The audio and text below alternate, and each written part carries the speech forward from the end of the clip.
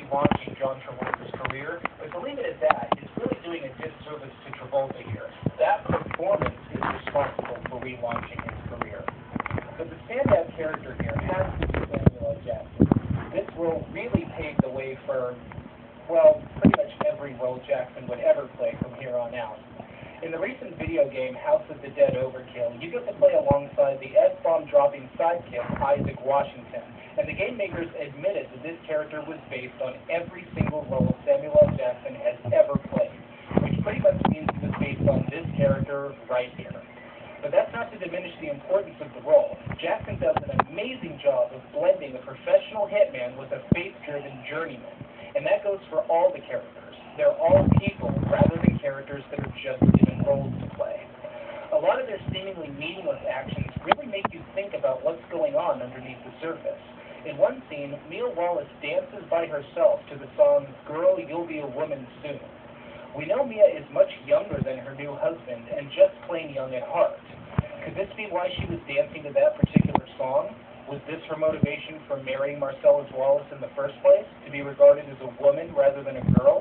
It really makes you think. And here's another mystery I've always wondered about. Did Butch kill Vincent Vega, or did toaster pastries kill Vincent Vega?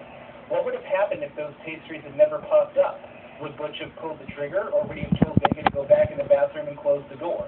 But the thing is, you really feel like you know these characters well enough to make an educated guess on all these things.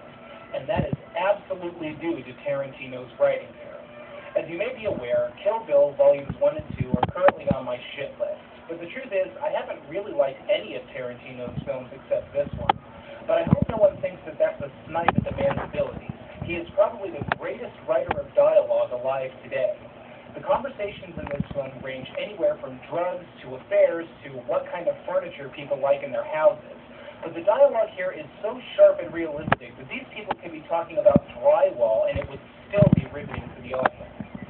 Now, as the title suggests, this film is pulp fiction, so there's obviously going to be some gratuitous, well, just about everything. But even the gratuity is great in this movie. In one scene, Butch decides to go to someone's rescue, so he browses through a wall of weaponry. Should he take a hammer? Nah, not good enough. Should he use a bat? No, still not good enough. Maybe a chainsaw? Might not do enough splatter damage. Aha, the obvious choice. A big-ass samurai sword. You get the feeling that the writers were tempted here to keep things going for as long as they could. Like Butch could shop through all the blunt, sharp, and dangerous weapons you could think of before finally deciding on a nuclear bomb.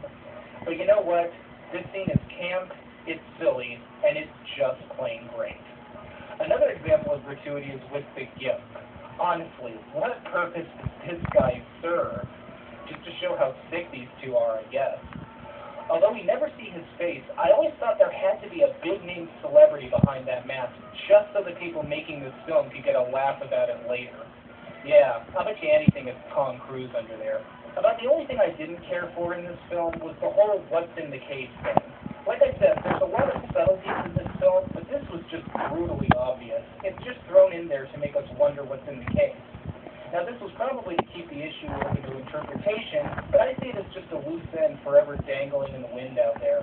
The film ends in the same place it begins, which means by the time it's over, everything has come full circle.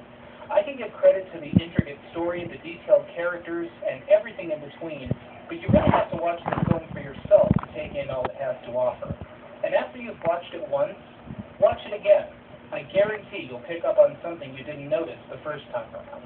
This is one of those rare films that absolutely lives up to the hype surrounding it.